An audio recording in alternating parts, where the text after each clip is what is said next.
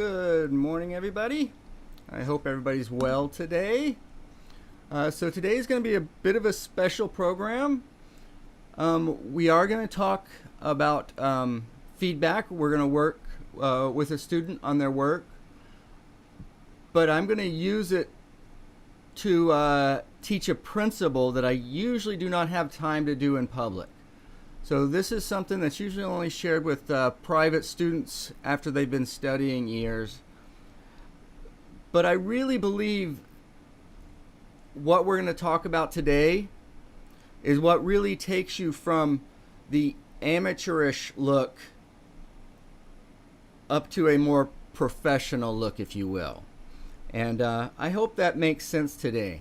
And now we're going to talk about this principle in regards to a landscape, but it's really the same problem we're having whether we're doing portrait, still life, landscape, or anything else.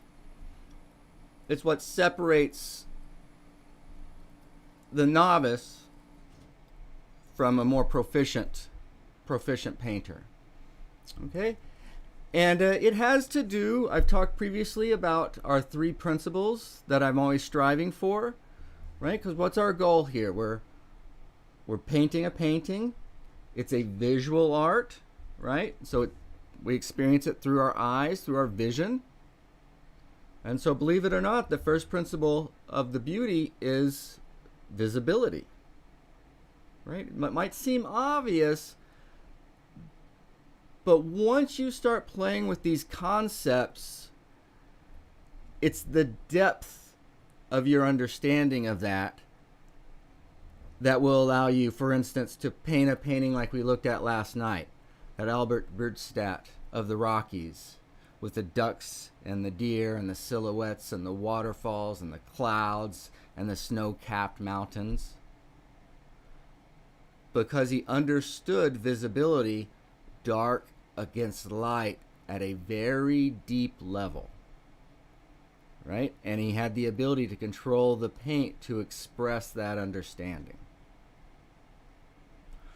So today, again, this is going to be a little bit advanced, but I'm going to try to present it so that anybody can grasp it, right? It's not necessarily the grasping of these concepts that are difficult, but it's working with value and edge and paint quality and aesthetic balance all at the same time. When we take just one of them, the concept of it's pretty easy.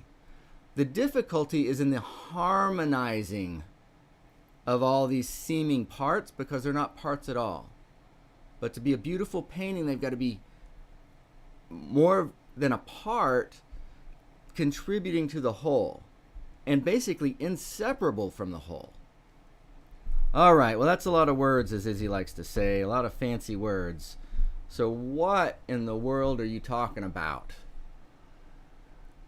All right. So Janie says she's going to be in her best behavior. All right.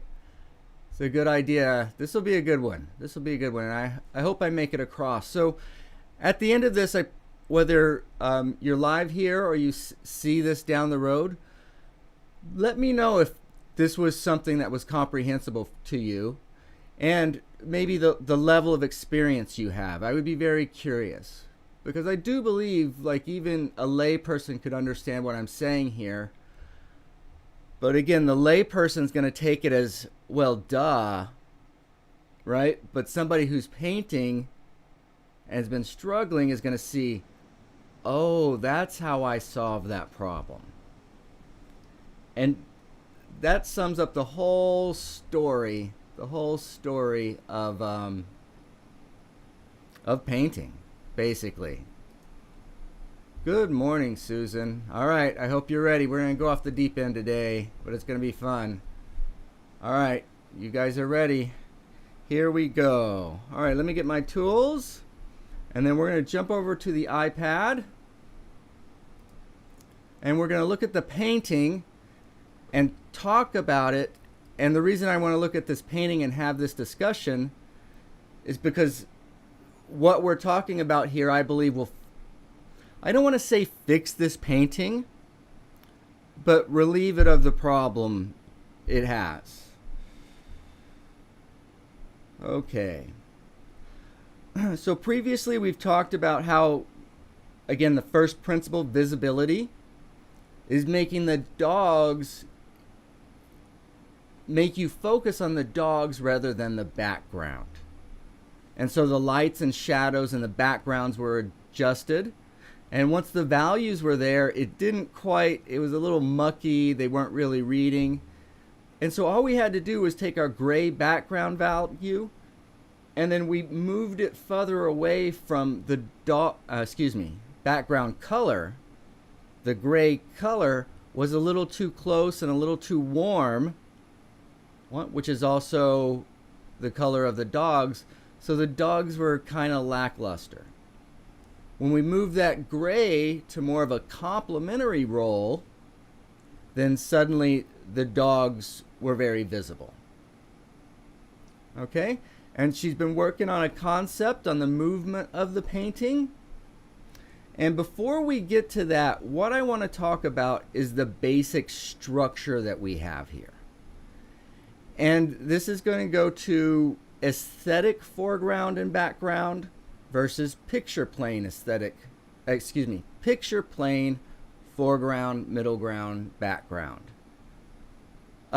Those are separate, but again, they live together in the same painting. All right, so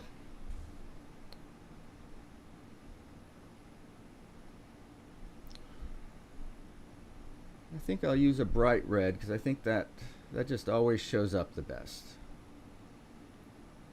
What I want to imagine and see is we have the dogs here. Okay? And then we have the tree and the skeleton there. And we have background trees. So these are basically our verticals as we walk horizontally through the painting. We're going back into space. Right? So that's as far back as we go. And then we're going up, and then we hit, well, the sky could be further back. As far back as we go on the ground. Hey, does that make sense? Can everybody clearly see that? Not that my marks are that clarifying, but again, walk with me through this. So picture plane. Picture plane, ignore the dogs, ignore the tree, and ignore the background tree. Let's just talk about walking through this space. Again, so this is foreground, right? And then we're going back, and we're going back, and back, and back, and back, right? All the way till we get back there. So when we're thinking in those terms, we're thinking picture plane.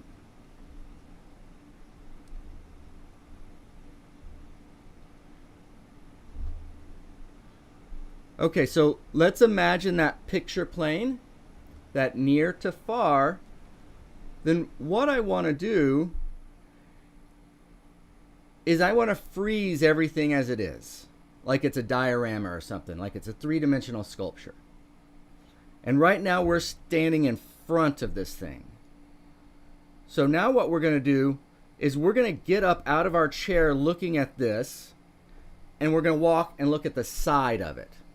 So what I'm about to show you is the side view, or analyze the side view of this.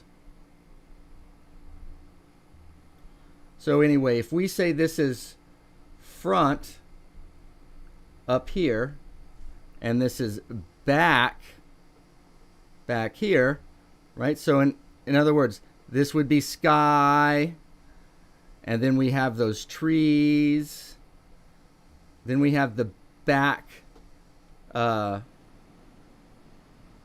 the land. I'm just going to call it a lawn, whatever it is.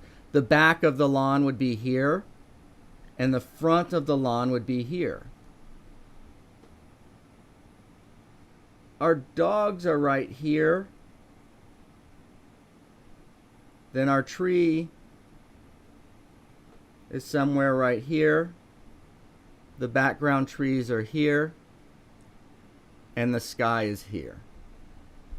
Okay, I'm going to pause just a second and let you guys catch up.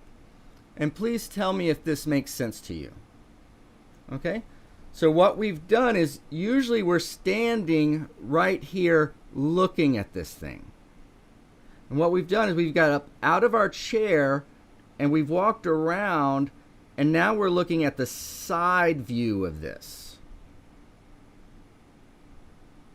And we have our, oops,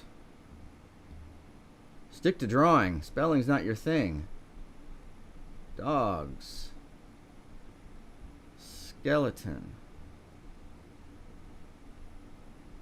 And then background trees.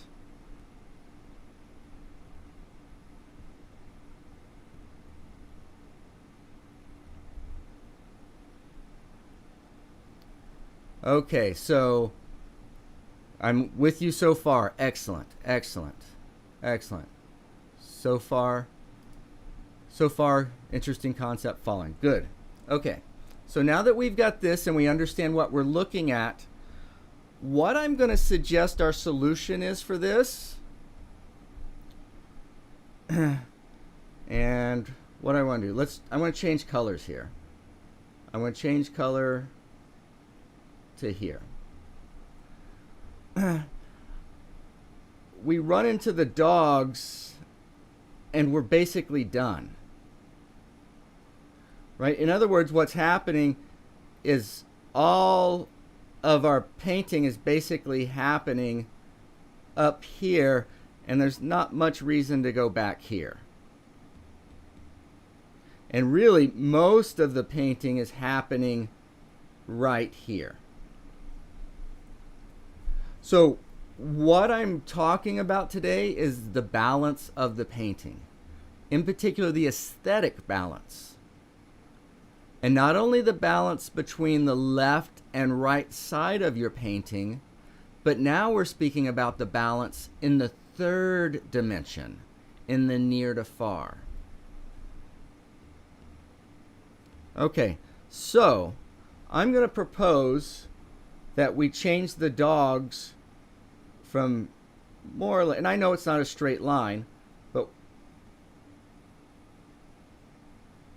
what if we did that to them?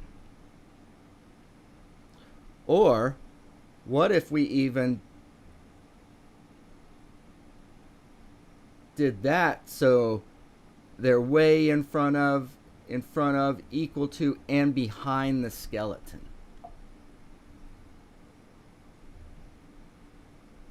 Can you see that? Again, I want to pause right here and ask if you can see, because again, it's not that hard of a concept. And you know, it might be likely that you thought that it had done that, but visually it's not appearing that way. Okay? So let me know if that makes sense, and if so, what I'd like to do is then go back to the painting and let's talk about how we're going to do that. And while I wait, I'm going to have a little sip of warm tea.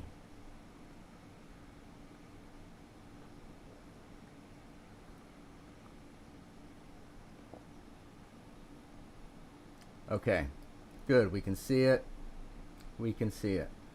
Susan, is that making sense so far? We're going to take those dogs and put them further back, and we're going to continue that circle, but we're going to make it look like they take up more of that space. I see it. Excellent. Okay. Okay. So now let's get to the painting and see if we rearrange some of that stuff, if it solves our problem and if you feel better about it.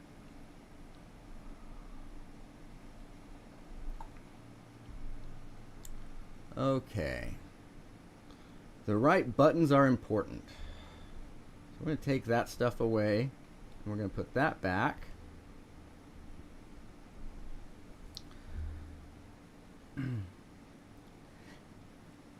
And again, when I'm exploring the concept of things, that is when I try to turn this into the absolute simplest it could be. Like, I might explore this concept with just balls in space, or I could do it with cubes, but I'm going to get a feel for where I want things as kind of simple abstract forms before I actually start working with the quote-unquote dogs, or more accurately, the complex forms that we'll read as dogs. Okay? So for that, let's just think about this. All right, and then this guy is there.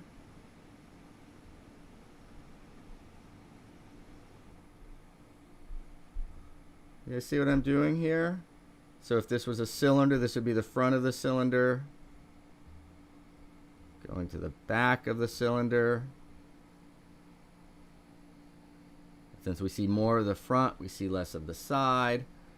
And if we ignore this guy's head and just think about the body,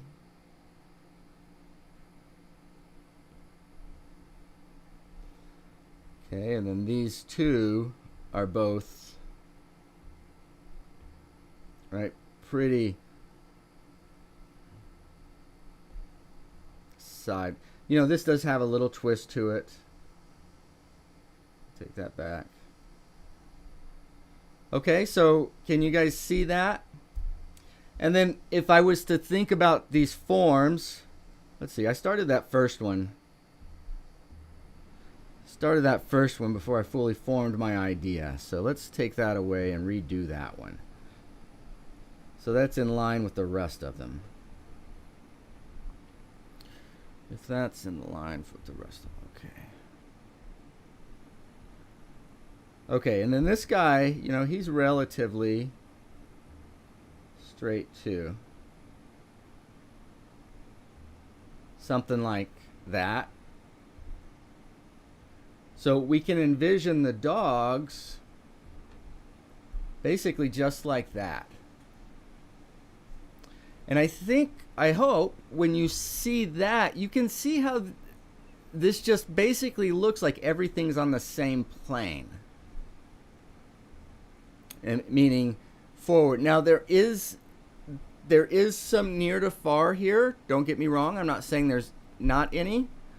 But generally, as we learn these things, what happens is we kind of creep up on them. And people are like putting 2 pinches of salt when it's like, no, we actually need about 3 truckloads. Right? And the same thing happens as we gray colors off. How about a tablespoon and a half? No, that's going to take about 16 truckloads actually. And why is that? Because the greater the change, the greater the experience. So literally, the more depth you have in the painting, that translates like almost exactly over to the depth of vision. Okay, I hope that makes sense. And again, it's difficult. I know you understand this because the dogs and then the skeleton and then the trees represent that space. And now what I'm asking is, let's interact all these things a little bit more. Okay, and then if I can, let's just guess, and I may be a little bit wrong, but I believe then our tree cylinder's right there. And let's just forget the skeleton right now, because that's just, it's going to be right here and it's going to be a focus. But wherever we put this is going to set that skeleton up in space. So, and that's all we're concerned about right now. All right, so I hope this isn't too long-winded.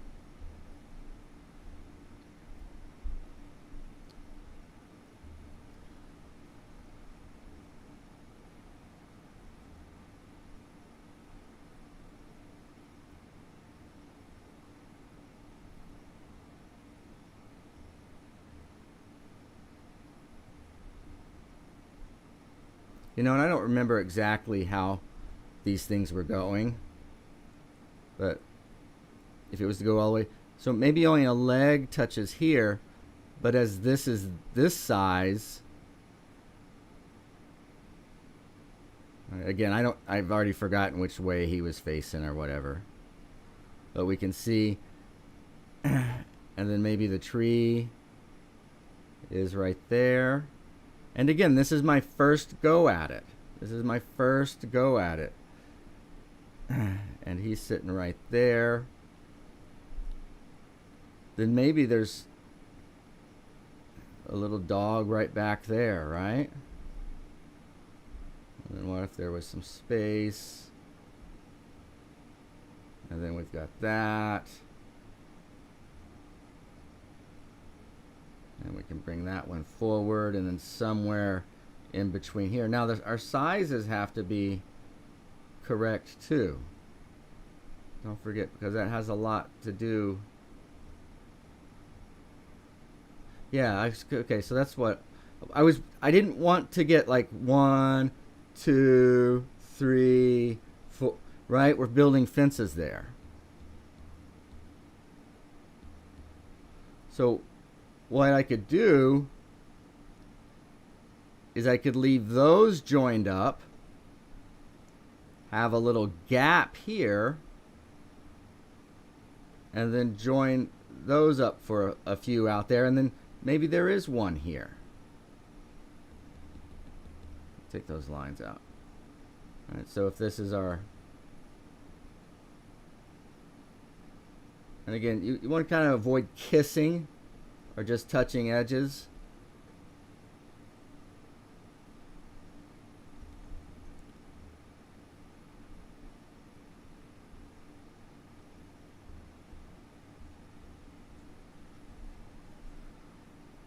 And then those trees in the background. Again, since we have things over here to focus on, what I might do, and we might bring this up a little bit, I don't know, but just cover this with background trees, head to toe. Because that means there's no sky over here to draw your eye back. So this wins. If there's sky, well, that sky might win.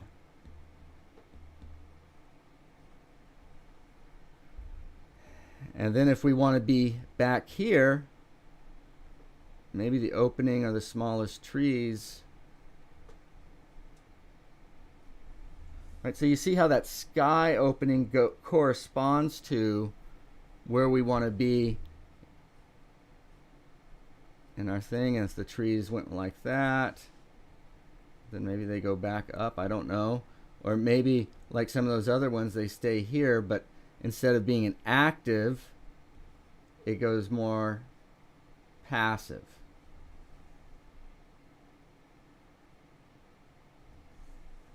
Okay, are you guys still with me? I'm going to ask one more time because, again, I know this is, in one way it's very simple. In one way it's very simple. So now what have we done? Let's talk about what we've done. We've taken what was the dogs, which were all really lined up in the foreground. Now we're looking at the painting from the side view. Like if we were able to sculpt this thing and then go from the front of it over to the side, we're talking about the side view. So we took the dogs from being just right here and we made them go through space more. Okay?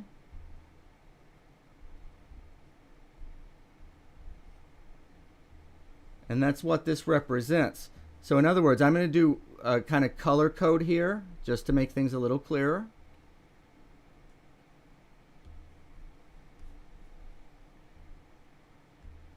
There we go. All right. Yes, yeah, okay. So this is how I teach right here. So Janie says, this is good, Jason. I can visualize how these principles would apply to my horses. I should have pushed them back further and not so in your face. Okay, so this makes me so, and the reason this makes me so happy is I'm not talking about one painting here.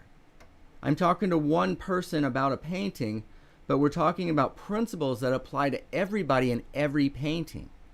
Even if you're doing a portrait and it's just the face and the background, that background has to release enough so it feels like all that dimension is there. All right.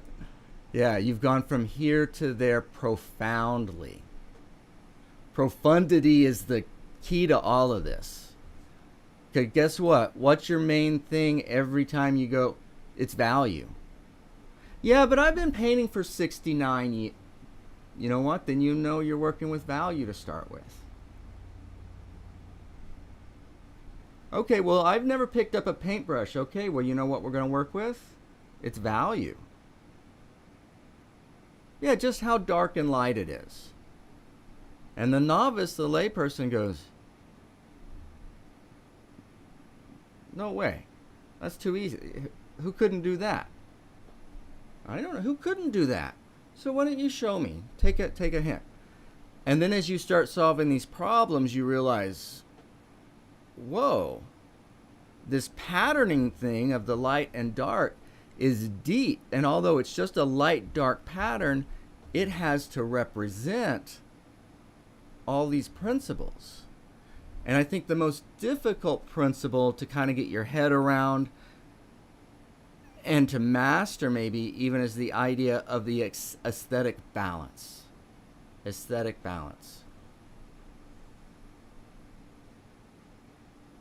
Okay, so Janny gets it. And so Susan says, so no sky or sky. I wanted the final subtle end to be at the skeleton. Okay, so let's talk about that. How are we doing on time? So we've been a half hour, but again, this may be advanced and I may be losing a few people. But again, I want to do beginner to advanced as we go through here. So if you're with me, stick with me a little bit longer and I will answer your questions, Susan. Here we go. So do I have, yep. So it's not only that you have to size these things, is it? But what have we been talking about? And for right now, I'm not going to mess with several color dogs just for simplicity. Well, we've been talking about near to far. And the first part of near to far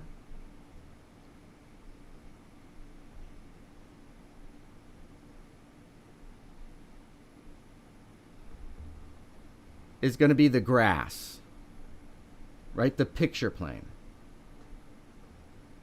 And see, again, even as I'm studying this, I'm not going to think dog. I'm going to keep all of this very simple because it's very easy to move around and guess. But I'm going to go near, and the grass or the background is what's going to hold and say that. Or it's part of what holds and say that. And then we're going to go back. And again, this may be a little clumsy today, but for time. And if this is this tall, the next one smaller. Just like this is one size and then smaller, smaller, smaller. Right? So the same thing's happening here.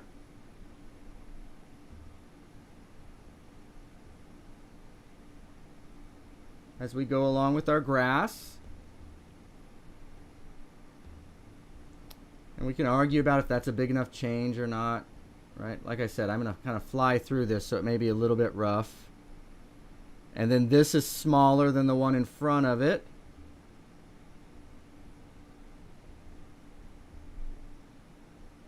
And so the first one has to be big enough so that we can keep, whoa.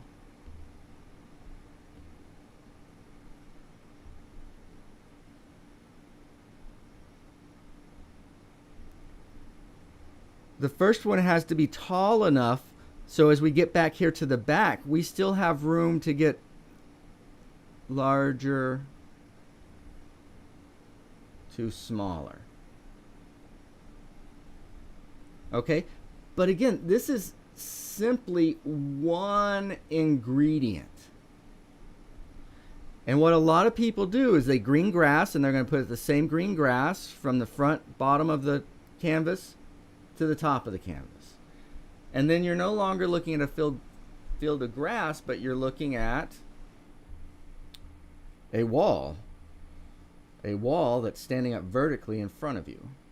All right, so now we're going to go to the trees, so we're going to drop our value. And again, this is a little bit rough. Might even come over here.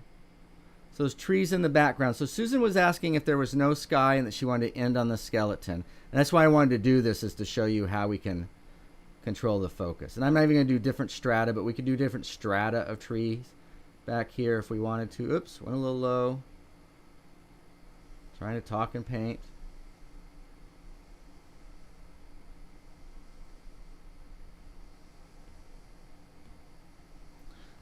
So it's not that I wouldn't do any sky, but I would do sky right here, and then, but I don't want to focus there, is what she was saying. She wanted to end here. Well, let's get there. How are we going to handle that? How are we going to handle that? So if this is our first pup, and I'm not even going to put light and shadow on it. I'm just going to put the general color. Then that's pretty, right? What's light or gray are going to look like? So look how light that is. So I need to be darker, richer, so I can go lighter, grayer.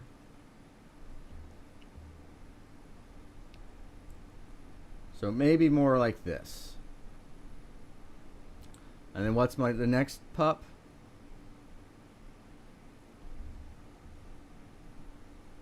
A little bit less.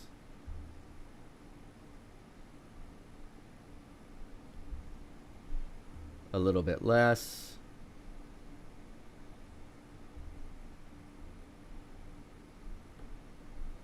A little bit less.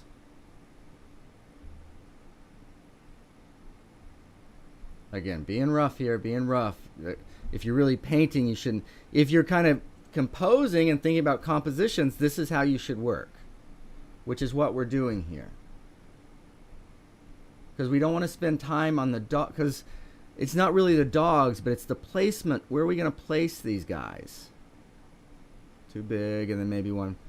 Right, so you see, even the colors then will go back into space. And then we could take this color similar, maybe a little warmer, darker. Again, you got to put it appropriately for wherever it is in space. And what I would do is then this would be dark. You see how this pops off of that background, that little tree? Boom, pops off of the dog. So what we're going to do is we're going to set some of this up, and that same pop would continue. Pop being shadow across that ground.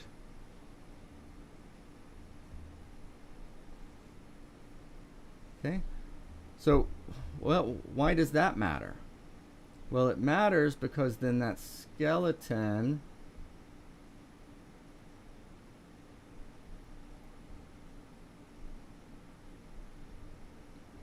is a light against a dark, which is going to pop. And then for the sky,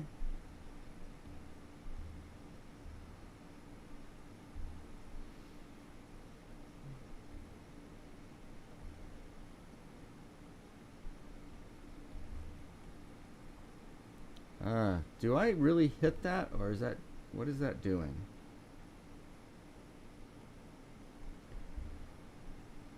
Okay, so that's not working. But look, I'm putting it right next to my, I'm not mixing up some sky color and just, but I'm what do I think? And nope, not quite enough. Too green, maybe a little bluer, a little brighter, grayer.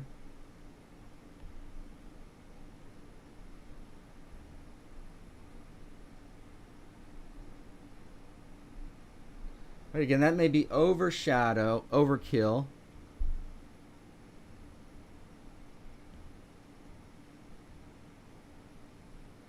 On the sky, but like I said, we're running through here a little roughshod just for the sake of time.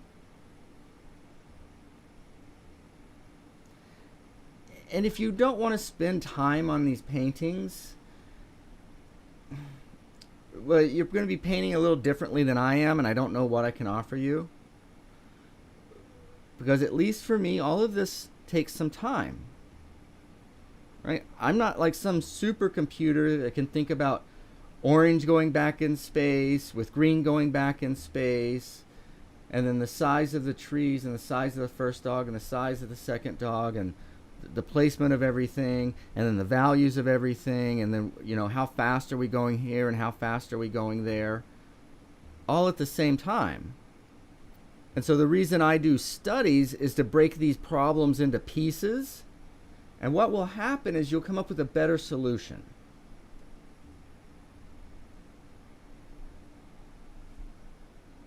So to me, you could still, those back trees are, part of our problem here is those back trees are too dark. Right? Because they're demanding too much attention.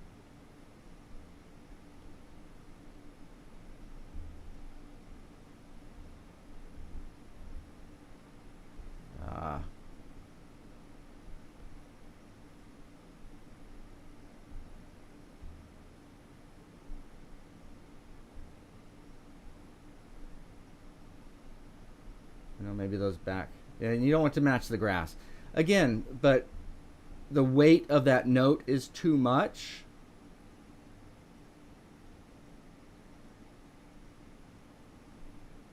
And so what I'm doing is I'm trying to lighten this note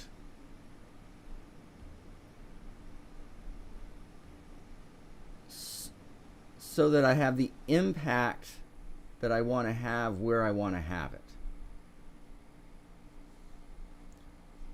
Okay. So, Susan, do you see how then, you know, even doing like we said here, we still go to the skeleton? What do you mean we go to the skeleton? Well, I've got little white pieces, but if we imagine there was no little whites everywhere, boom. That light against the dark of the shadow and the tree. And then if you have light, dark there and some detail, you're going to come up. And then, of course, we're going to have the form. So, I mean, that's me absolutely flying through this. And just thinking generally, then if we want to get specific,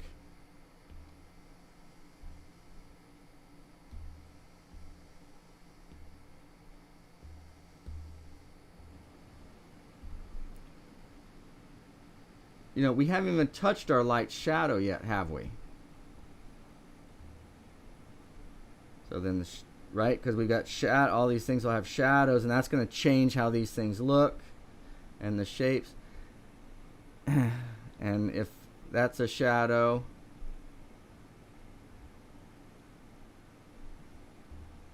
then that means the green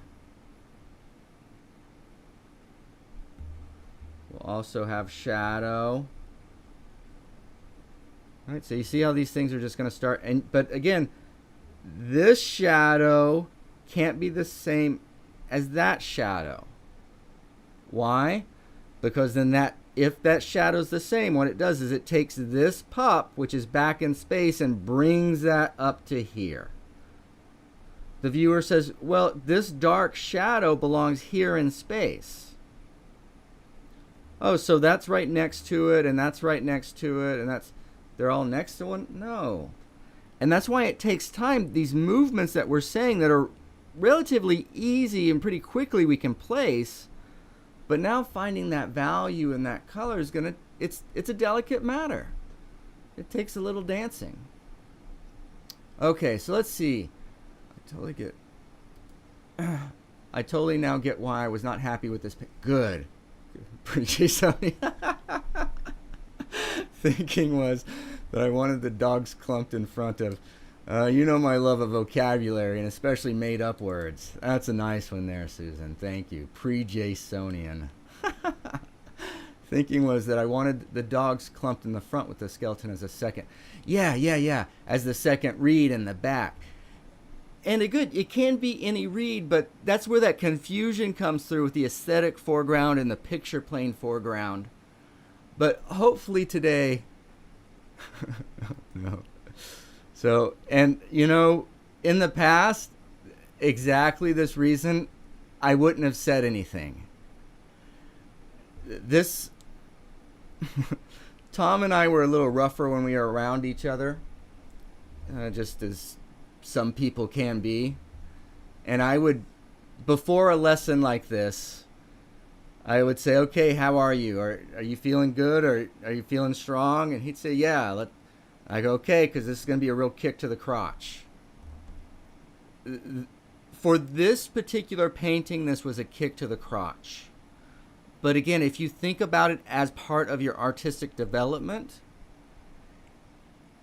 and yeah, you do, I would suggest starting over. But before I started over, Susan, I would work that background color out.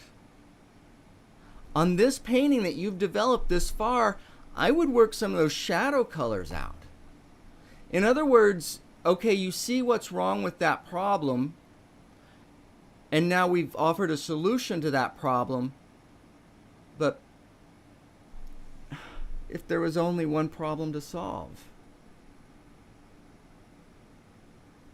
right? So again, part of the hard part is when we have a solution, we can't rush out and do it all the way. Okay, this is the answer for that, and we put it on the shelf. What's the answer for value? What's the answer for color? What's the answer for size and placement? Now, size and placement, I would not do on this painting you've already started, right? Because again, that's just too much work. But your color and your value, you can work some of that out, even though it's going to look funky. Because you're not trying to complete this painting now, but you're trying to figure out a more sophisticated color scheme. Does that make sense? And again, if you think about it for a single painting, there's nothing in the world that's worth this much time and effort. But this is about all your future paintings. All of them. Not this one painting. Okay? So again, if we focus on our understanding and growing our understanding, then the growth of our paintings happen. You can be growing like crazy, and yet it can feel like such a headwind because this particular painting isn't getting finished. And again, this is why I like to have several going at a time. Sometimes if you're like, oh my God, I get it, but I'm burnt. I don't have the energy. Stop. Set that piece aside. And just, it's not going to change. That solution we talked about today, it's not going to change. Right? Maybe you need to write yourself some notes and stick it to the back to keep it fresh in your memory. Or, if you're very organized, you could do a little file system, notes on this painting, bada bada bada bada. Make sure you can have sketches and stuff included. Now again, this is a much different activity than going out and just throwing paint around for 3 hours. And not everybody's up for this. And you have to decide what degree you want to participate. Okay? And that's not a shot, because again, we're all different. And what you don't want to do is drive all the fun out of this. And that's why if that kick in the crotch was so much, all right, we need to rest on that till I can gain my mental energy back. And then get on something fresh that, okay, then you're going to have the energy because you know what to do. And eventually, turn that painting towards the wall. Don't think about it. Let your energy rebuild and then attack it when it's new.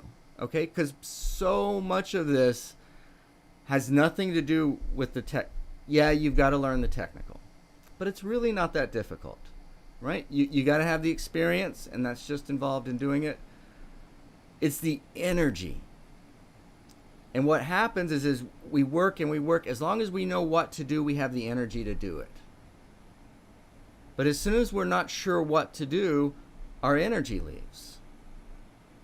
So we can sit there and be exhausted and be exhausted and be exhausted.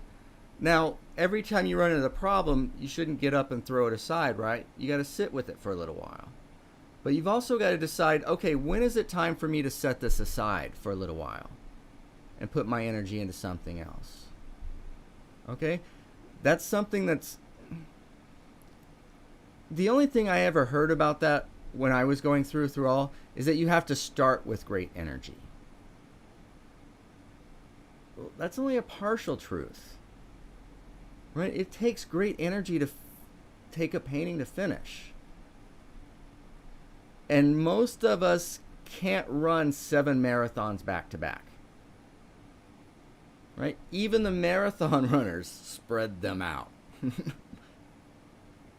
Well, I can't do 7 today, but I can do 7 over the next 2 years. Okay, so part of this is knowing what's going on. Part of this is deciding your relationship with this and what you want to do. By the way, as you understand this stuff, it gets earlier in the process, so the process shortens. Okay, but without the experience of running into these problems and trying to solve it, trying this and that, and what happens is you solve a problem and it's a little better, but something's still wrong and we don't know what that is. And so anyway, that can take energy, and you just have to monitor your energy and make sure you have enough for what the problem requires. All right. Pre-Jason. You guys. Yes, okay, this is what I like to hear. Boom. You can do it. You can do it. Right? And even if it feels like you can't do it right now, and I'm not talking to Susan right now. I mean, I'm talking to Susan, but I'm talking to everybody. Take a breath. Have a lunch. You can do it. You may just need to gather your energy. All right? And again, honestly, and I'm talking in all honesty, I'm not blowing smoke anywhere. What you see on the screen, that is just as fun as painting. Why is it just as fun? Because when you find that placement, it's, when you find those colors, it's, right? As you find those things, it's like the universe just slips into flow. And that feels good no matter what you're doing. Okay? So again, just because I know I used to think about this stuff as work. And as long as I thought about it as work, man, it was hard doing it and I couldn't do very much of it. But as soon as it turns into an enjoyable thing to do, man, I could go ride my bike for 4 or 5 hours at a time, up and down the mountains, boom. But even though I loved it, at some point, I couldn't do anymore. And when I first started, it wasn't 4 or 5 hours. This is exactly the same, but the difference is it's mental energy here. And we're not so used to monitoring our mental energy. But we'll get it. All right, I got to jump off this train before it crashes. Okay, thank you so much, Susan. Thank you for sticking with it and do it. And that's the thing about this, is the good stuff is it feels like you understand it, but you've got to come back to it. And just in my personal life, in my experience, I find those things, if they're not the truth, they're a lot closer to the truth than I was, right? Because the truth, beauty, is always fresh. It never gets stale. Right? And part of that is because it's living. Just like I said, you can enjoy these studies, it's because you're living.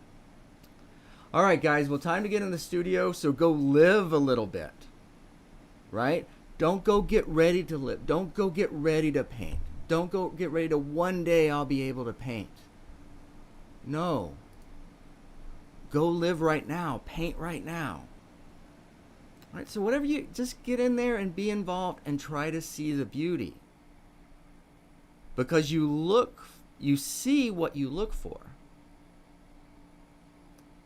And if you're always looking for finish, you're not going to find the beauty. But if you flip that, if you look for the beauty, it can be amazing at how quickly finish can show up. So just like monitoring your energy, monitor, be aware of what you're searching for. What answers are you looking for? Because that takes you to the original problem. The question you asked.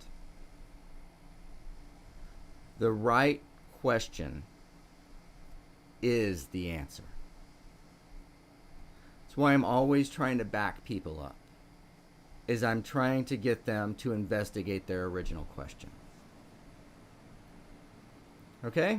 So, enough about me. I hope this helped you guys out. I hope it blew your mind. If you get out there and it's like, oh yeah, I got it, and then now I'm completely lost. Be okay being lost. Because what's happening is you're giving up that old understanding, which you knew the floor plan to, and now we're going to a new understanding, and it's a whole new floor plan, a whole new layout. It changes things. So be patient with yourself and give yourself time to get used to the layout. Not too used to it, because we got to move on. All right. Love you guys. Thank you for listening. Thank you. You guys have a great day in the studio. Bye, guys. Love you.